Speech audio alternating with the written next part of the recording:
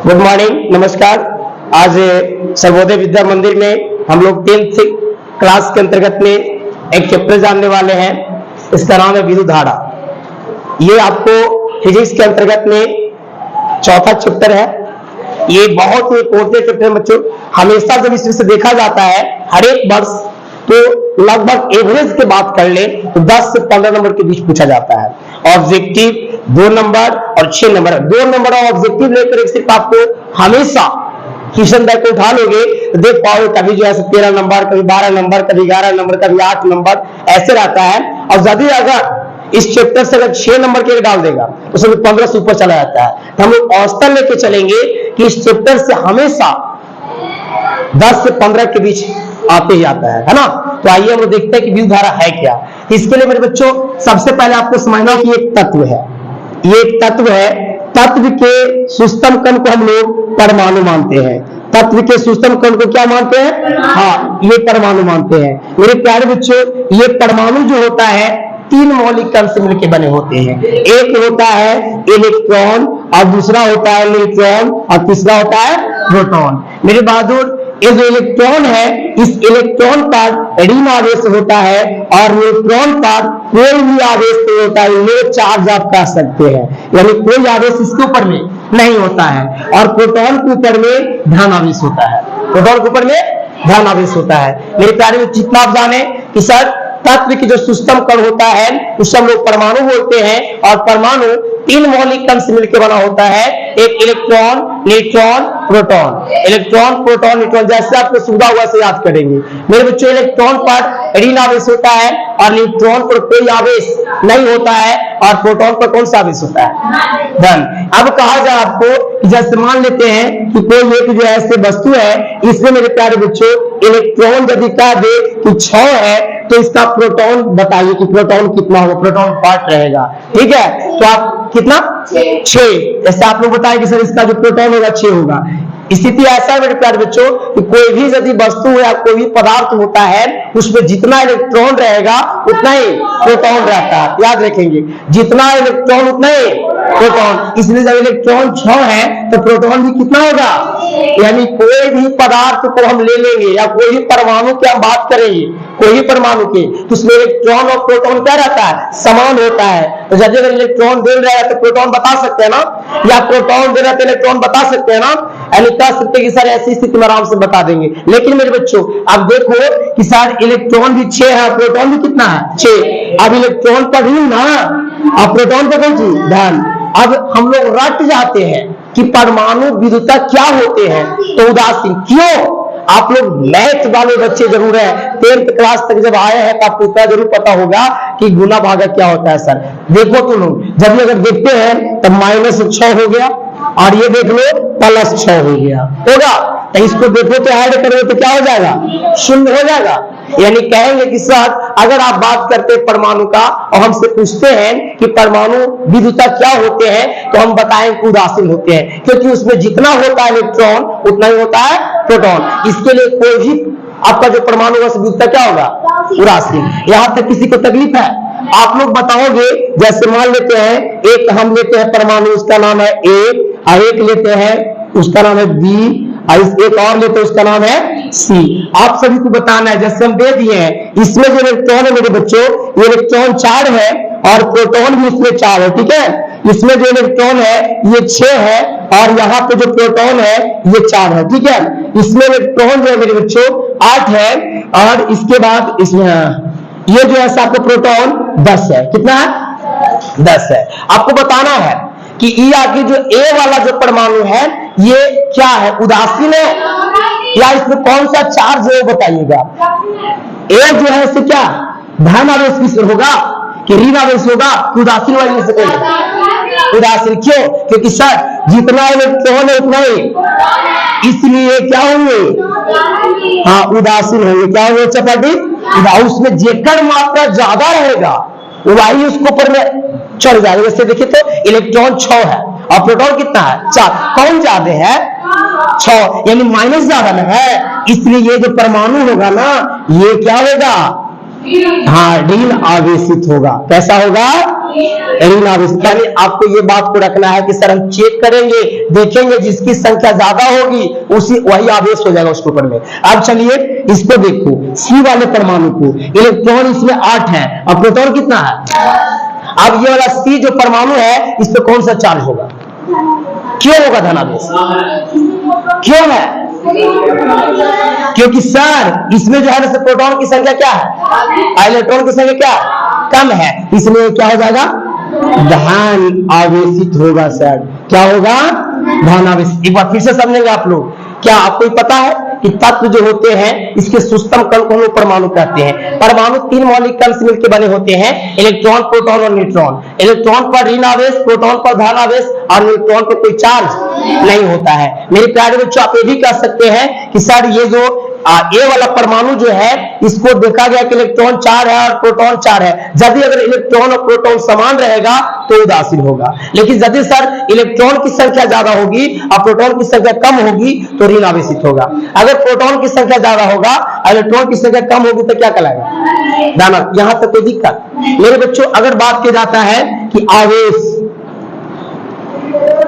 कितने प्रकार के होते हैं, आवेश कितने प्रकार के होते हैं, तो कहेंगे 2। कितने प्रकार के होते हैं, हाँ 2 प्रकार के होते हैं। पहला बोलेंगे मेरे बच्चों, पहला बोलेंगे धन आवेश।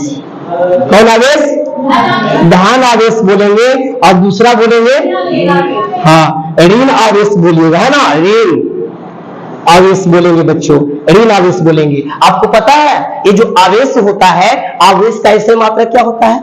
अगला पॉइंट हम लोग बताएंगे कि सर आवेश का ऐसे मात्रा क्या होता है। सर आवेश को हम लोग किस रूप में मापते हैं। सर ऐसे मात्रा क्या है बताओ, ऐसे मात्रा क्या होता है। ऐसे मात्रा किसी भी राशि को जिस रूप में मापते हैं या जिससे व्यक्त करते हैं वही ना ऐसे मात्रा कहलाता है। तो पूछे कि आवेश का ऐसे मात्रक क्या होता है, तो हम लोग कहेंगे कि सर आवेश का जो ऐसे मात्रक होता है ना सर, वो कूलाम होता है। क्या होता है, इसको हम लोग सी से सूचित करते हैं। कौन अक्षर से, सी से सूचित करते हैं। यहाँ तो कोई दिक्कत है। अब एक बात और तुम लोगों को समझाओ कि जैसे सर आवेश की जब बात किए कि आवेश होता है कैसे, उत्पन्न कैसे होता है। जैसे मान लेते हैं कि एगो ये पदार्थ है और एक और ये पदार्थ है, ठीक है। इसमें भी इलेक्ट्रॉन जो है आपका 4 है और इसमें प्रोटॉन जो है क्या है, 4 है, ठीक है। इसमें जो है आपका देख रहे हैं इलेक्ट्रॉन 6 है और प्रोटॉन कितना है, 6 है, ठीक है।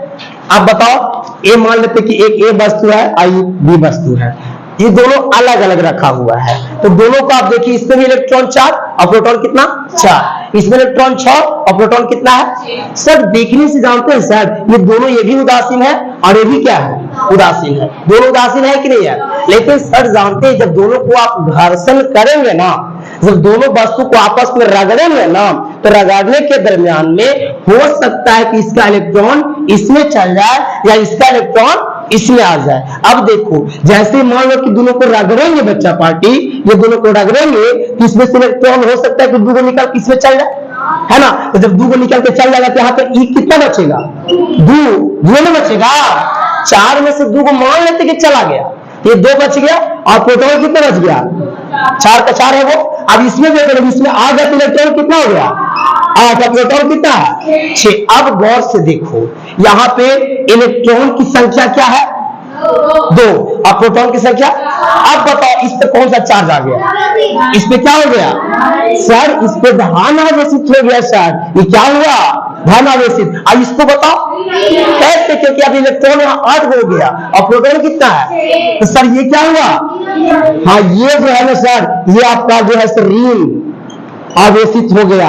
अब हम आप लोग से यही चर्चा करेंगे कि जो आवेश उत्पन्न किया जा रहा है वो कैसे किया जा रहा है, घर्षण करके किया जा रहा है। कैसे किया जा रहा है, हमें याद है जब हम लोग छोटा थे ना, ये छोटी जब छोटा थे तो हम लोग ऐसा करते थे, कहानी आप लोग करते कि नहीं करते हैं, जानते क्या करते थे। जैसे मान लो एक चौक है और 2 वस्तु लो, जैसे देखो ये है एक डस्टर आपका है और ये चौक है, ये भी अपने आप में उदासीन है क्योंकि इसके जो इलेक्ट्रॉन और प्रोटॉन इसकी मात्रा क्या होगी, बराबर होगी। ये भी अपने आप में उदासीन है, क्योंकि इसका इलेक्ट्रॉन और प्रोटॉन क्या होगा, बराबर।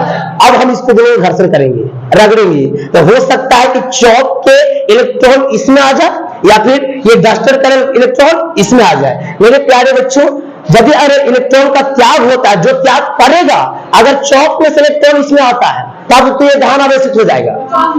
चौक क्या हो जाएगा, धान आवेशित। इसका इलेक्ट्रॉन इसमें आ गया है, इसमें धान बढ़ गया, ठीक है। और यदि अगर बच्चा का ये ग्रहण करता है तो ऋण आवेशित। अगर यदि उल्टा होता है कि डस्टर का इलेक्ट्रॉन इसमें आ गया, तब तो ये धान आवेशित होगा, और ये क्या होगा, ऋण आवेशित होगा। लेकिन आपको ये पता चला इतना बकने के बाद कि अच्छा सर, हमको पता चल गया आवेश तभी उत्पन्न होता है जब घर्षण होगा। आवेश तभी उत्पन्न होगा जब आप लोग खेले होंगे। हम तो बता रहे हैं कि हम तो ऐसा करते थे, क्या करते थे ना, कि कागज पे टुकड़ा ले लेते थे, कागज को टुकड़ा छोटा छोटा फाड़ कैसे ले लिए कॉपी के ऊपर में, और एक पेन जो होता है ना प्लास्टिक वाला पेन को इसमें लगाते थे, ऐसे ऐसे आप कुछ देर लगा करके और ऐसे टच करते थे तो खींचता था वो जो कलवा को, कौन जो आपका जो कागज के छोटे टुकड़ा था उसको खींचता था। हम खींच कैसे डालिया काम होता था। यही लॉजिक उसमें होता था कि जब आप एक पेन को लेकर के ऐसे रगड़ते थे तो स्थिति ऐसा होता था कि बाल और ये पेन दोनों में घर्षण होने की वजह से एक धान आवेशित क्या हो जाता था, ऋण आवेशित हो जाता, जिससे कारण उसमें चार्ज उत्पन्न हो जाती थी, आवेश उत्पन्न हो जाता था। लेकिन ये वाला घटना उसी के साथ में होगा जब वस्तु रहे को चीज धातु, इनकी धातु लेकर के रह देगो और ऐसे रगाड़िया कितने रगाड़ी बालों कवाड़ी तो, लेकिन उनमें कभी सिपाही के गुण नहीं आएगा। ये प्रश्न आपसे कोई पूछ सकता है कि आप ये बताइए कि यदि आप एक रॉड को लेकर के, छड़ को लेकर के रगड़ते हैं ऐसे ऐसे, उसके बाद उसमें कोई चार्ज क्यों नहीं उत्पन्न होता है? कोई सवाल बताओ। ये प्रश्न बताइए आप लोग कि यदि अगर एक पेन के जगह पर प्लास्टिक पेन के जगह पर कांगी भी लेके करते तो हो जाता है, कांगी भी लेके करेंगे ना प्लास्टिक वाला तो उससे भी हो जाएगा। लेकिन कांगी के जगह पर, पेन के जगह पर एक हम रॉड लेते हैं, लोहा का रॉड, और उसको लगाते हैं ऐसे ऐसे, ठीक है, तो उससे क्यों नहीं होता है? तो क्या होगा धातु है तो उसको इस्तेमाल होना चाहिए ना। उसमें त्याग करने की क्षमता होती है, ग्रहण करने की त्याग करके वो आगे बढ़ाएगा। हाँ, अच्छा, तो कहाँ बढ़ाएगा आगे? देखिए पकड़ रहे हैं आप, बहुत अच्छा बात है, लेकिन मेरी बात को पकड़िए, नहीं भूल पाएगा। वो हम बताए थे धातु और अधातु, सुचालक और कुचालक के आधार पर बताए थे। लेकिन यहाँ पे आइए, मान लिया जाए एक सर लॉक कलम है, सर ये मान लीजिए कलम है, ठीक है, और है नहीं ये तो चौक है, लेकिन मानते कि ये क्या है, लोहा का एक रड है। मान लो, मानने से सब कुछ होता है, मानने से। मान लिया कि ये प्लास्टिक का पेन है और ये एक लोहा का रड है। मेरे प्यारे बच्चों, स्थिति ऐसा, जब इसको रगड़ोगे ना, तो आवेश उत्पन्न हुआ, आवेश उत्पन्न हुआ, जो आवेश उत्पन्न हुआ से इसी में रह गया। कारण क्या है? क्योंकि इसके जो कण है, इनके परमाणु जो है, इलेक्ट्रॉन को ग्रहण तो करते लेकिन क्या, तो जहां वही रह गया। मेरा हाथ क्या है, सुचालक है विद्युत की, मेरा हाथ क्या है, हम ही सुचालक है। तो जब अगर इसमें आवेश रहेगा तो मेरे जरिए कहां, जमीन में चल जाएगा ना, तो आवेश तो उत्पन्न होगा सर। यदि रड लेंगे तो आवेश उत्पन्न होगा, लेकिन हमारा सुचालक शरीर है, जिससे कारण से जो आवेश उत्पन्न हुआ हमारे शरीर से होते हुए जमीन में चल जाएगा सर। इसलिए वो किसी चीज को आकर्षित नहीं करेगा। लेकिन अब पेन के रह गई बात, तो पेन तो उत्पन्न कर रहा है सर, पेन उत्पन्न कर रहा है, लेकिन क्या विद्युत के कुचालक है, इसके कारण से इसके जो आवेश उत्पन्न हुए हैं हमारे बॉडी में नहीं आ रहे, इसी में स्थिर है। इसमें क्या है, आज तो बताना, ये कोई भी रड की सहायता से करते हैं तो उसमें कोई आवेश उत्पन्न क्यों नहीं होता है? उत्पन्न तो होता है, लेकिन हमारा शरीर क्या है, सुचालक है, जिसके कारण से जो भी आवेश उत्पन्न हुआ वो कहां चला गया, जमीन में। कोई दिक्कत? यहाँ तक हम चर्चा की बात समझ में आया सबको? जो बच्चे नहीं आए तो सो भी, जो आए तो वो भी, यहाँ तक किसी को तकलीफ है?